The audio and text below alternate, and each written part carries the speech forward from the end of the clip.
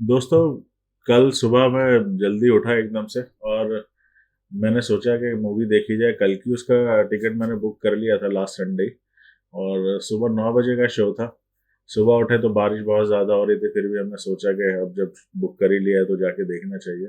और ये ट्रेलर जो दो आया था, सेकंड ट्रेलर आया था कल की को, उसको देखने के बाद मैंने बुक किया था टिकट, क्योंकि मुझे खुद याद नहीं कि मैंने लास्ट मूवी कौन सी सिनेमा में देखी थी। मैं जैसे बताता ही रहता हूँ कि मैं ज़्यादातर मूवी अमेजोन और नेटफ्लिक्स पे ही देखता हूँ, फ्री में जो आ जाए वो भी जो मुझे अच्छी लगती है। और कल की पे तो मुझे बिल्कुल कोई खास दिलचस्पी थी नहीं, क्योंकि मैंने सुना था उसकी जो कहानी है वो भी नाग अश्विन ने लिखी है, जो डायरेक्टर हैं। और मैं थोड़ा उसके बारे में पढ़ने की कोशिश भी करी तो मुझे ज़्यादा पता नहीं चला, क्योंकि मेरे पास एक किताब है कल्कि की, जो ट्रायोलॉजी है, जो अभी तक मैंने पढ़नी शुरू नहीं की है, काल की। वो मैं भी आपको दिखाऊंगा अभी। तो मुझे लगा कि शायद उसकी कहानी होगी, पर वो भी मैंने जब कहानी पढ़ी नहीं तो मुझे मालूम नहीं था। फिर एक चीज़ बर्गर कॉमिक्स करके कॉमिक्स शुरू हुई हैं, उसमें भी एक कैरेक्टर है प्रोफेसर अश्वत्थामा का। तो मुझे लगा कि शायद, और मुझे किसी ने कहा कि जो प्रोफेसर अश्वत्थामा लिखते हैं उन्होंने ही इसकी कहानी के अंदर हेल्प की है, तो मुझे लगा शायद उसके जैसी कहानी होगी।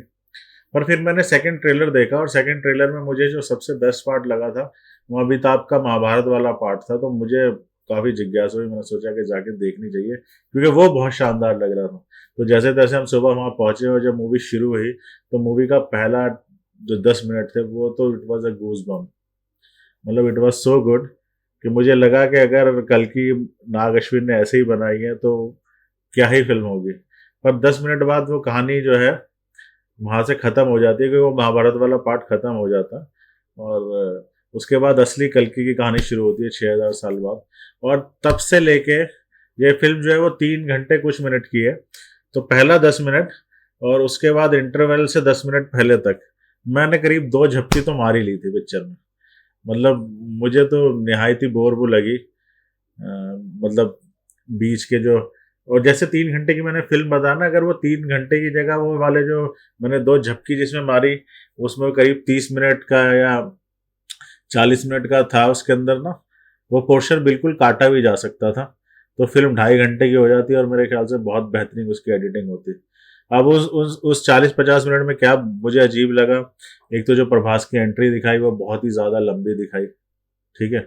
और वो शायद बेसिकली जो उसकी फैन फॉलोइंग है साउथ में, उसको देखते हुए रखा गया था। और उसके अंदर जो जोक्स थे वो भी बहुत ही लेम जोक्स जोक्स थे। वो हिंदी डबिंग में अच्छे भी नहीं लग रहे थे। प्रॉब्लम उसके साथ यही मुझे लगी कि जो फिल्म बनी है ना, बेसिकली वो तेलुगु में बनी है। पैन इंडिया का उसे नाम दिया गया है क्योंकि इंडियन स्टार, बाकी पैन इंडिया के स्टार्स लिए गए हैं और उसकी डबिंग की गई है। पर वो मेरे ख्याल से जो जोक्स थे वो तेलुगु में अगर कोई सुने तो वहां पे वो अच्छे लैंड करेंगे। अब इन्होंने क्या किया है कि उसको सीधा सीधा हिंदी में ट्रांसलेट कर दिया। अगर ये थोड़ा सा एफर्ट लगाते, प्रभास के थोड़े से पैसे काटते 150-200 करोड़ में से, और वो कहानी वाले को देते और हिंदी में उसकी वो लिखाते, तो वो शायद पार्ट अच्छा होता। तो उसकी एंट्री को जबरदस्ती घसीटा गया। फिर उसमें जो पूरी पिक्चर में सबसे बकवास काम पार्ट था वो था जो दिशा पटानी का उसमें काम था। वो पता नहीं क्यों आई थी, एब्स दिखाने आई थी वो अपने।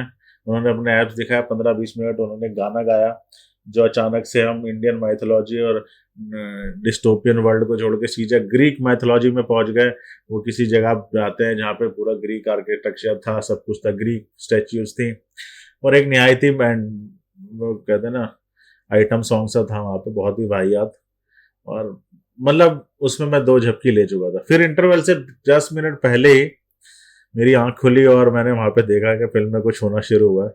और वहां से लेके आखिरी तक फिल्म वॉज टू गुड। अगर उस टाइम का मुझसे पूछे तो उसमें मैं शायद 10 में से उसको 8 नंबर दूंगा। जिस तरीके से वहां से कहानी आगे बढ़ती है, अश्वत्थामा की एंट्री होती है, एंट्री तो खैर शुरू में हो गई थी, बाद में जब अमिताभ आते हैं। और इस पूरी पिक्चर को देखा जाए तो पूरी फिल्म जो है ना प्रभास के लिए नहीं है। पूरी पिक्चर का जो बर्डन है वो अमिताभ के कंधों पे। और अगर एक 80 साल की उम्र में भी वो इतना बेहतरीन काम कर सकते हैं कि आपको गूज बम्प आ जाए, तो आप सोचिए। बहुत ही जबरदस्त अमिताभ की उसमें एक्टिंग रही, उनके जो डायलॉग डिलीवरी थी, और प्रभास के कैरेक्टर के साथ जो उनकी फाइट थी। और बीच में जो है कमल हसन का जो रोल था, जो भी 10-15 मिनट के लिए वो स्क्रीन पे है, बहुत ही बेहतरीन। मतलब, और उसके बाद जब आखिरी का जो आधा घंटा 40 मिनट है जिसमें क्लाइमेक्स है, वो बहुत ज़बरदस्त तरीके से शूट किया गया है। मतलब उसमें लगता है कि इन्होंने 600 करोड़ रुपए लगाए तो 4-5 करोड़ रुपए यहाँ भी खर्च किए उन्होंने वीएफएक्स में। और जो पहले हाफ का वीएफएक्स था वो बहुत ही बुरा था। मतलब आप इजीली बता सकते हैं कि इनके हाथ में थर्माकोल की गन है, और 3-4 मूवीज को आप इकट्ठा कर लीजिए, ड्यून को कर लीजिए।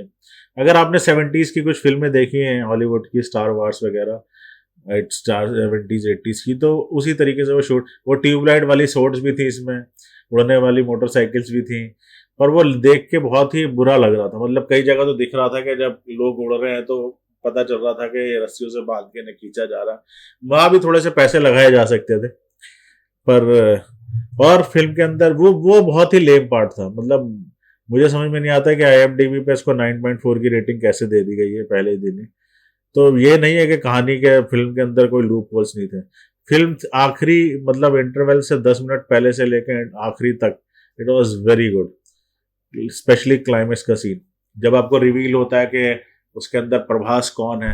अब कई यूट्यूबर्स और यहाँ मैं देख रहा था बहुत सारी थ्योरीज चल रही थी, पर नाग ने जो कहानी लिखी है, नाग अश्विन ने, वो बहुत ही ज्यादा, मतलब उन्होंने सही किया कि उन्होंने अपने तरीके से कहानी लिखी और किसी भी माइथोलॉजी से वो प्रेरित नहीं हुए, क्योंकि फिर माइथोलॉजी पे जाते तो बहुत सारी चीजें हो जाती हैं। अब मैं चाहता था इसका मैं रिव्यू कल भी कर सकता था आके, मैंने देखे लोगों ने बड़ी तारीफ करी, पर ऐसा भी कुछ नहीं है।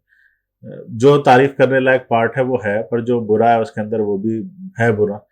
और अगर आप माइथोलॉजी जानते हैं और आप मूवी आप लिंक से देखें तो आप रिलेट कर सकते हैं कि पिक्चर में क्या हुआ आपको। और इसके अंदर जो वो था प्रोजेक्ट के कल की है कि वो क्या है वो अभी तक पता नहीं चला। वो आने वाली फिल्मों में पता चलेगा कि क्या है। मुझे तो एंड में ये भी नहीं समझ में आया कि जो सुप्रीम लीडर, जो सुप्रीम यास्किन जिनको कमल हसन ने किया है, क्या वो भी कल्कि की साइड है या वो इसके अंदर विलन है? क्योंकि उन्होंने जो आखिरी सीन किया उसके हिसाब से तो मैं थोड़ा सा कंफ्यूज हो गया कि ये रॉन्ग साइड पे है या राइट साइड पे है। पर अगर आप मुझे लगता है कि अब जो सेकंड पार्ट आएगा ना, people are more interested in watching more of Ashwatthama and Kamal Haasan rather than Prabhas. और दिशा पाटनी भी मुझे लगता है कि अगले पार्ट में आएंगी कुछ ना कुछ करने, क्योंकि 10 मिनट के लिए तो फिल्म में वो होंगी नहीं। Deepika has done a good job. और देखिए भारतीय फिल्मों में ना दो ही चीजें सबसे ज्यादा बिकती हैं, एक तो एक्शन और दूसरी है माँ। जब माँ आ जाते हैं ना तो भारतीय ऑडियंस बहुत ही सेंटिमेंटल हो जाती है, जहाँ हम माँ की बहुत सारी बढ़ाई करने लगते हैं और माँ को दिखाने लगते हैं कि वाई माँ इज इम्पोर्टेंट, तो यही था। और स्पॉयलर्स के लिए मैं बताऊं, जो लोग जिसमें हम जा रहे थे कि कल की कौन होगा, तो कल की का भी कुछ नहीं पता कि कल की है कि प्रोजेक्ट के है।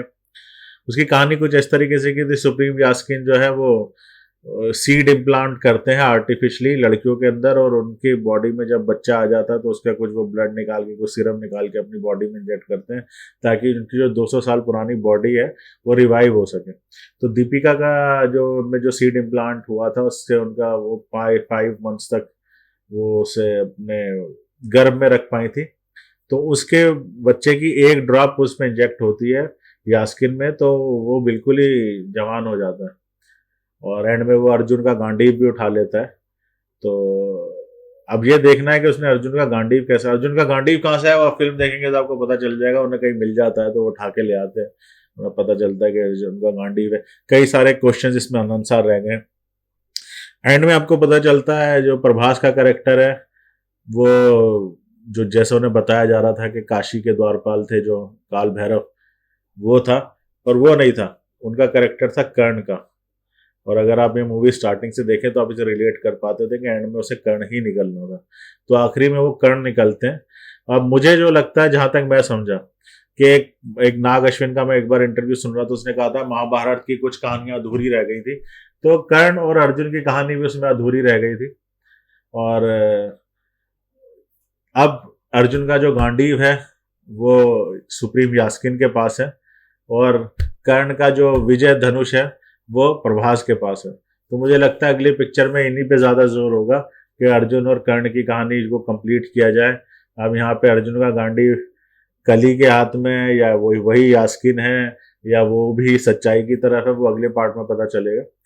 पर जो क्लाइमेक्स फिल्म आ गया, बहुत ही शानदार फिल्म आ गया, और मुझे काफी अच्छा लगा, क्योंकि मैं माइथोलॉजी काफी पढ़ता हूँ, तो मुझे काफी अच्छा लगा जिस तरीके से नाग ने उसे कनेक्ट करने की कोशिश की। बाकी आप जाके देखिए और कमेंट्स में बताइए कि आपको कैसी लगी फिल्म। मुझे तो शानदार लगी। पर मैं उसको 9.5 नहीं देता, मेरे ख्याल से इट्स 7 आउट ऑफ 10, क्योंकि फर्स्ट हाफ के ओवर एक्टिंग के, फालतू के ड्रामे के और 40 मिनट की एक्स्ट्रा मूवी के जितने पैसे और नंबर काटे जाए वो कम है। और मुझे लगता है कि अगर नाग अश्विन को, अगर वो कल्कि की जगह महाभारत डायरेक्ट करे, जिस तरीके से उन्होंने महाभारत को दिखाया है, महाभारत के सीन उसमें दिखाए हैं, वो बहुत ही जबरदस्त होगा।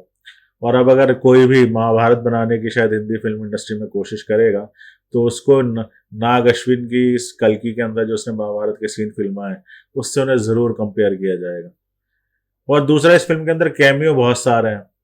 राम गोपाल वर्मा का भी एक्टिंग डेब्यू हो गया है, राज एस एस राजमौली का भी कैमियो है, अर्जुन की जो भूमिका की है वो उस लड़के का विजय देवगौड़ा उसने की है, और इसके अंदर सलमान दुलकर भी हैं, जो मुझे लगता है आगे जाके दुर्योधन का रोल प्ले करेंगे सेकंड पार्ट में। दुर्योधन क्यों?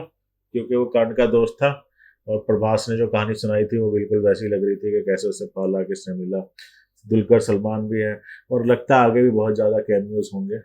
और कल की जहां तक है, मुझे नहीं लगता कि नेक्स्ट पार्ट, कल की मतलब जो कल की भगवान है, मुझे नहीं लगता कि वो नेक्स्ट पार्ट में भी फिल्म में दिखाए जाएंगे, क्योंकि अगर पुराणों के हिसाब से चले तो 7 चिरंजीवी है, 8 चिरंजीवी जो कल्कि को सिखाएंगे। तो अभी तो अश्वत्थामा ही आए हैं, अब देखते हैं कि बाकी लोग कहाँ से आते हैं, और how Nag Ashwin manage to involve Karna in all this fiasco.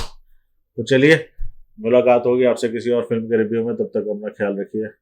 और मेरी बातें पसंद आती है जो चैनल को लाइक कीजिए, सब्सक्राइब कीजिए, 0 0 और अगर आपको किताबें पढ़ने का शौक है तो यहाँ पे एक लिंक है मेरी बुक्स की, जो मैं पॉडकास्ट करता हूँ, books as an bunch of stories, जाइए और उसे भी चेकआउट कीजिए।